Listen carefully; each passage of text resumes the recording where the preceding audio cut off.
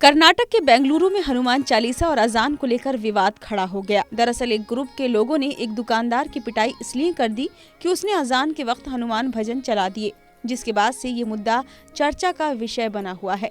ऐसे में इस विवाद के बीच आज हम आपको समझिए.com की इस रिपोर्ट में बताएंगे कि हनुमान चालीसा का ऐतिहासिक और धार्मिक महत्व क्या है, हनुमान चालीसा की रचना कब और किन परिस्थितियों में हुई और हनुमान चालीसा में किस तरह के रहस्य छिपे हुए हैं। चलिए विस्तार से जानते हैं। हनुमान चालीसा गोस्वामी तुलसीदास की एक काव्य रचना है जो अवधी भाषा में लिखी गई और इसके बारे में ऐसी मान्यता है कि नियमित रूप से इसका जाप करने से जीवन की बाधाएं और बड़े से बड़े संकट दूर हो जाते हैं। दरअसल हिंदू पौराणिक मान्यताओं के मुताबिक कलयुग में एकमात्र हनुमान जी ही जीवित देवता हैं, जो अपने भक्तों और आराधकों पर सदैव कृपालु रहते हैं और उनकी हर इच्छा पूरी करते हैं। कहते हैं कि प्रतिदिन हनुमान चालीसा का पाठ करने से मन और मस्तिष्क को अलग शक्ति मिलती है। यह आपके मनोबल को बढ़ाती है, आपको हर तरह के संकट से मुक्ति दिलाती है और आपको बुराइयों से भी दूर करती है। हनुमान चालीसा की शुरुआत 2 दोहे से होती है, जिसका पहला शब्द है श्री गुरु।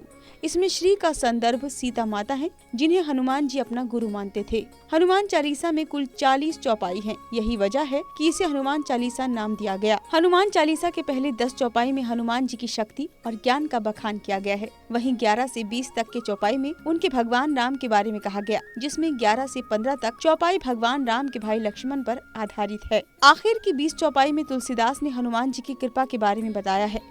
इसके बाद समापन दोहे में हनुमान जी ने अपने हृदय में राम, लक्ष्मण और सीता को बसा रखा है, इसका वर्णन मिलता है। हनुमान चालीसा में तुलसीदास जी लिखते हैं, जो 100 बार पाठ कर कोई, छूटी बंदी महासुख होई। यानी आप अगर रोजाना 100 बार हनुमान चालीसा का पाठ करते हैं तो आप हर तरह के बंधन से मुक्त हो जाते हैं। हनुमान चालीसा का सबसे दिलचस्प और वैज्ञानिक तथ्य ये है कि इसमें सूर्य और पृथ्वी के बीच की सटीक दूरी बताई गई है। दरअसल तुलसीदास जी ने 15वीं शताब्दी में हनुमान चालीसा लिखी थी। हालांकि अगर सूर्य और पृथ्वी के बीच की दूरी की वैज्ञानिक गणना की बात करें तो ये 17वीं शताब्दी में की गई। ऐसे में ये गणना 17वीं शताब्दी के वैज्ञानिकों की तुलना में कहीं अधिक सटीक रूप से की गई है। हनुमान चालीसा के एक श्लोक में तुलसीदास जी लिखते हैं, जुग सहस्त्र जोजन पर भानु, लील्यो ताहि मधुर फल जानू।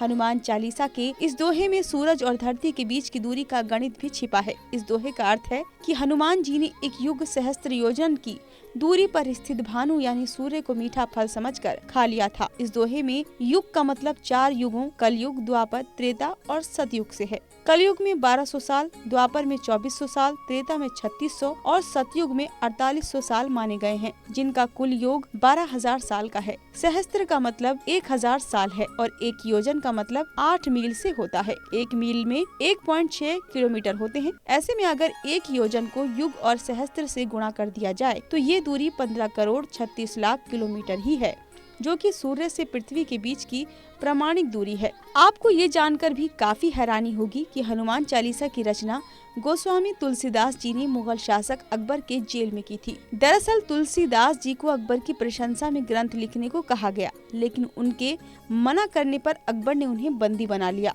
जिसके बाद तुलसीदास जी लंबे समय तक जेल में बंद रहे और इस दौरान जेल में ही उन्होंने हनुमान जी की स्तुति की और हनुमान चालीसा लिखी, जिसके बाद शहर में अचानक से बंदरों ने हमला कर दिया।